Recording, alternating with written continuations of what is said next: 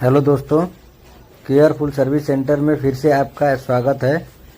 आज दोस्तों हम लोगों को देखना है कि जो वर्लपूल की फ्रिज है, इसमें कि दोस्तों हम लोगों को कंप्लेन आया था कि इसमें लाइट जल रही है लेकिन फ्रिज ठंडा नहीं कर रहा है। तो दोस्तों आप देख सकते हैं इसमें पुराना वाला थर्मोस्टेट दिया है, यहाँ पे आप देख सकते हैं।